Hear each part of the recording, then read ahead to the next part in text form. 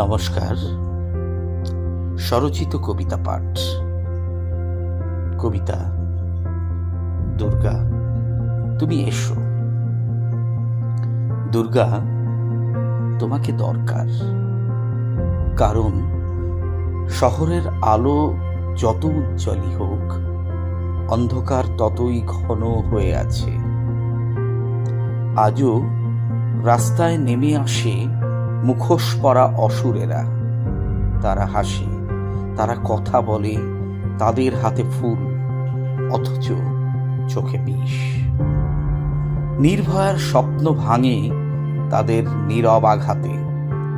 অভয়ার হাসি মুছে যায় কারণ নজরে না পড়েই।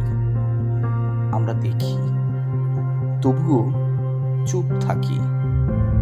তুমি কি আমাদের নীরবতা ভেঙে দিতে পারো? দুর্গা তোমাকে দরকার, কারণ প্রতিদিন ট্রেনের কামরায় এক মেয়ে উঠে আসে ক্লান্ত চোখে, কাঁধে সংসারের বোঝা।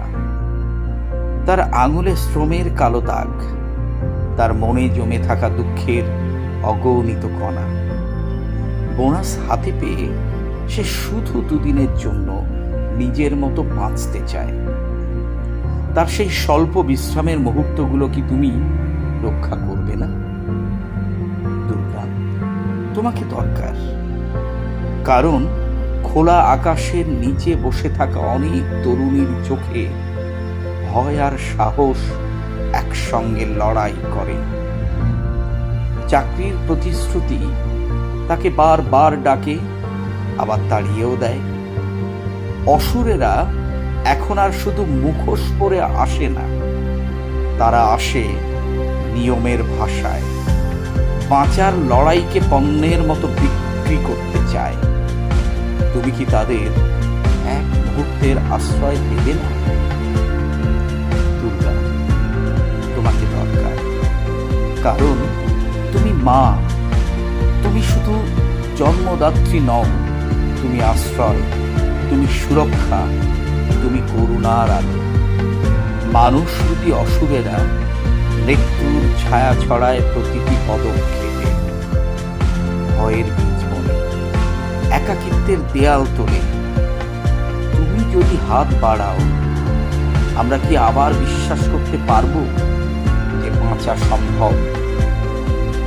দুর্গা তোমাকে দরকার, এই ক্লান্ত পৃথিবীতে, এই প্রতারণায় ভরা শহরে, এই নগ্ন সময়ে, যেখানে ন্যায় এতটুকু আলো হয়ে জ্বলে ওঠে আর আমাদের হৃদয় তাকে ঘিরে বাঁচতে শেখে। তুমি না এলে আমরা শুধু অপেক্ষা করব, আর অপেক্ষার ভিতরে নিঃশব্দে হারিয়ে যাব। এসো মা, আমাদের পাশে দাঁড়াও, নিঃশব্দে, ধীরে, যেভাবে শুধু তুমিই পারো।